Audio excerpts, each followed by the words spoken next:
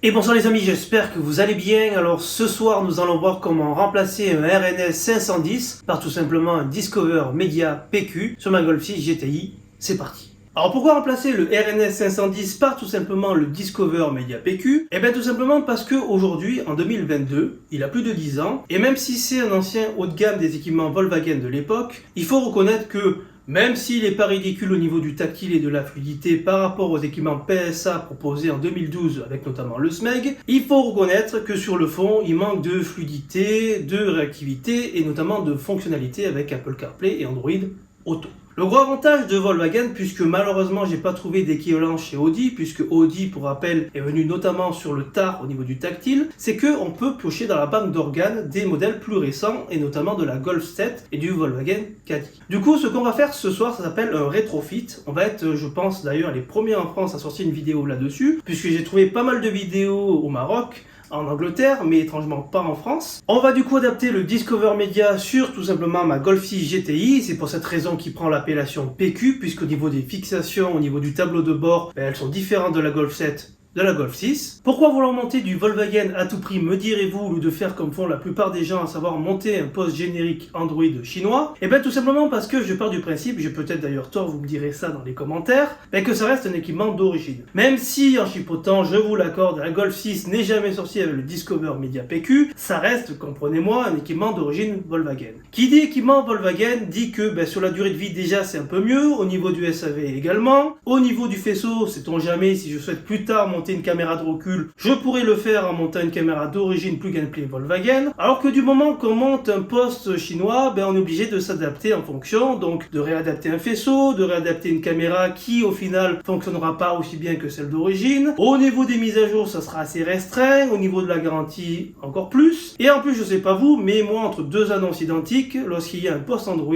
c'est forcément de suite next. Pour ceux qui me diraient, Théo, t'es bien gentil, mais ton poste, certes, il est d'origine, certes, il est neuf, mais il faut compter plus de 900 € hors faisceau supplémentaire liés à cette petite modification. C'est vrai. Mais c'est vrai que de notre sens, selon comme vous calculez, un bon poste, si on peut appeler ça un bon poste Android, c'est dans les 500 €. Donc, si effectivement vous gardez comme un certain collègue vos véhicules entre 6 mois, 1 an, c'est pas forcément rentable. En plus, il faut savoir si vous récupérez ou pas le poste, donc si ça fait une plus-value ou pas lors de la revente. Par contre, si vous gardez le véhicule entre 3 et 5 ans, chose qui est relativement rare maintenant, mais sait-on jamais, il faudra calculer différemment puisque on sait que malheureusement les postes Android chinois tiennent très peu dans la durée. Donc généralement sur 3-5 ans, vous aurez au moins remplacé 2 fois le poste. Donc 2 fois 500 €, je vous le donne en 1000, ça fait 1000 €. Donc voilà, à réfléchir. En plus, pour ceux qui auraient un plus petit budget, qui voudraient à tout prix monter de l'origine Volkswagen, vous avez une autre alternative que le Discover Media PQ, vous avez le Composition Media PQ, qui lui est exactement pareil, il reçoit Apple CarPlay, Android Auto, sauf qu'il est dépourvu de la navigation intégrée et de la possibilité de rajouter des accessoires externes, à savoir notamment la caméra de recul. Alors, pour ceux qui se moquent de la navigation interne, puisque vous pourrez le faire avec votre téléphone Android ou Apple, et pour ceux qui se moquent également de la caméra de recul, foncez, ça vous permettra d'économiser entre 150 et 200 €. Enfin, tout ce qui est référence, aussi bien du faisceau, du GPS, du télécodage nécessaire, puisqu'il vous faudra le VACCOM pour réactiver le son, notamment sur votre équipement installé, sera disponible dans l'article attenant à cette vidéo. Donc vous aurez le lien de l'article dans la description de la vidéo YouTube. À savoir que VACCAR, le site où je vais vous envoyer pour vous procurer le GPS et le faisceau, vous propose également gracieusement de vous télécoder le GPS à distance. Et du coup, on commence. Commençons tout d'abord par une vidéo qui atteste de la rapidité de l'ancien équipement, et comme vous pouvez le constater, c'est encore accéléré.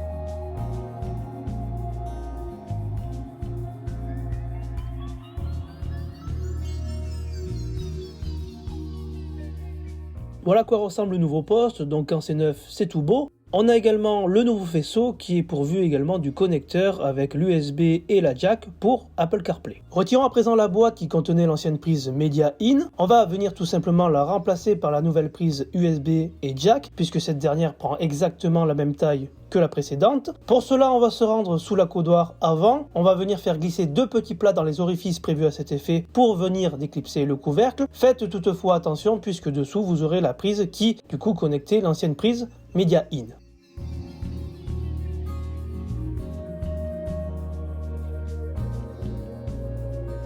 Une fois démonté, on peut avoir accès au boîtier qui contenait l'ancienne prise Media In. On peut venir du coup la retirer. Alors nous, on n'y est pas arrivé à la déclipser puisqu'on a vu qu'il y avait un petit plastique qui la retenait avec 2 clips bien serrés. Du coup, on a utilisé une petite Dremel et on est venu couper ce petit plastique. On a également au préalable retiré la petite vis qui retenait également le boîtier au plastique et on est venu tout simplement remettre la nouvelle prise USB et jack. Alors vous verrez également que ça ne retient pas exactement comme à l'origine, donc n'hésitez pas à utiliser un petit pistolet à colle pour venir fixer tout simplement le haut de la prise. Retirons à présent l'ancien poste, donc pour cela on va utiliser des outils en plastique pour venir tout simplement déclipser le petit plastique qui cache à présent les 4 petites vis Torx.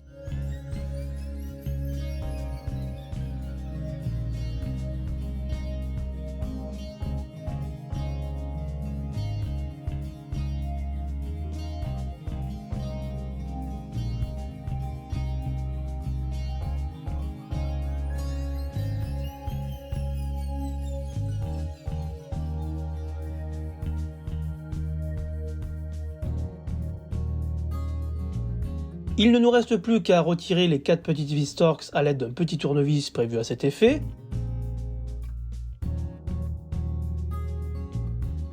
On vient ensuite retirer le poste en le tirant vers soi pour l'extraire tout simplement du tableau de bord.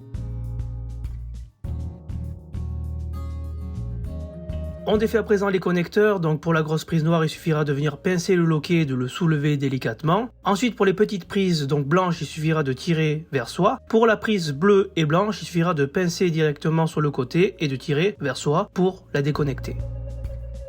On tire à présent le nouveau faisceau en faisant passer les fils sous le plastique pour atteindre directement la boîte à gants et brancher la prise USB et jack pour Apple CarPlay. On se munit à présent du convertisseur de faisceau qui va venir se brancher directement sur le faisceau d'origine pour alimenter le poste. On récupère à présent la petite fiche verte qui est issue de l'adaptateur avec l'USB et la jack pour Apple CarPlay. Pour ceux qui auraient également le Bluetooth d'origine, alors là attention, il faut récupérer sur la prise verte d'origine les pins 1 et 7 qui correspondent à des fils blancs et blanc transparent qu'on va venir directement rebrancher sur la prise bleue. Cette prise bleue, une fois que c'est fait, on va venir la clipser également à côté de la prise verte.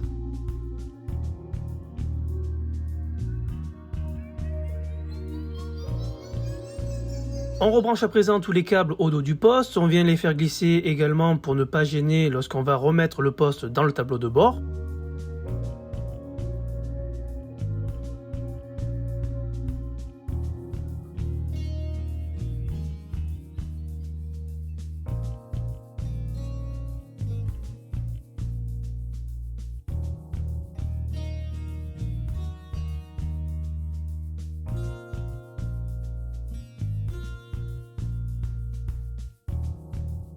On branche à présent les câbles pour l'USB et la jack pour Apple CarPlay. On vient faire glisser également la pochette dans la coudoir avant qu'on vient ensuite clipser.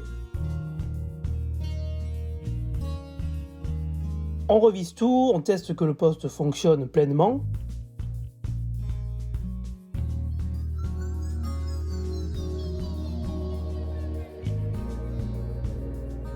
Et une fois que c'est fait, il ne reste plus qu'à clipser le plastique et c'est presque terminé.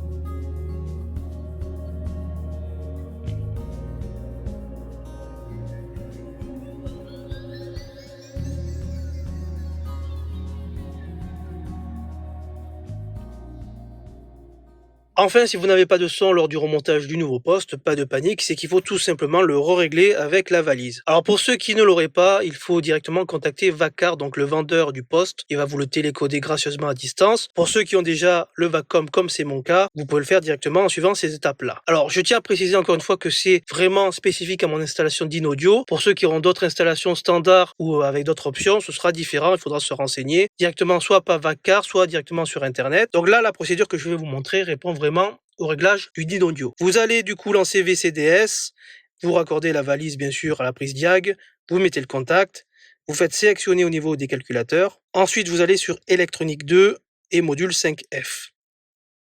Vous allez ensuite sur le 10, adaptation, et vous venez sélectionner un canal, donc je vais vous le montrer directement. Donc voilà, c'est ce module-là, génération amplifieur. Tac. Donc vous vérifiez que c'est bien activé. Si c'est pas le cas, vous sélectionnez activer, vous faites sauver. Ensuite, vous revenez ici, tac, et vous sélectionnez juste en dessous le MSG bus, donc message bus. Et par défaut, il n'est pas là-dessus. Donc il faut tout simplement remettre la nouvelle valeur. Donc bus de données infotainment.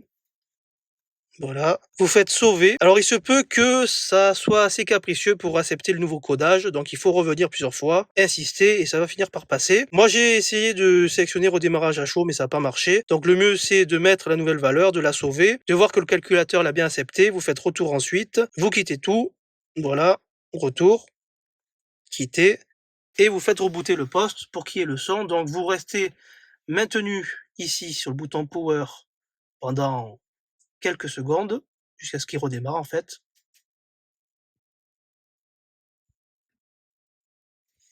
Et voilà. Et là, normalement, vous devriez avoir le son. Et pour terminer, on va voir la rapidité du nouveau poste. Donc je vais volontairement le rebooter.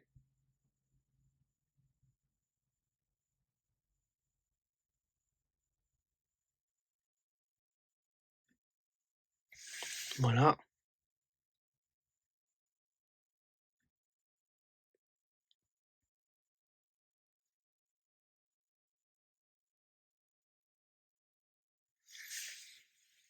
Donc là, vous pouvez constater que c'est directement fluide, hein, alors que je l'ai rebooté.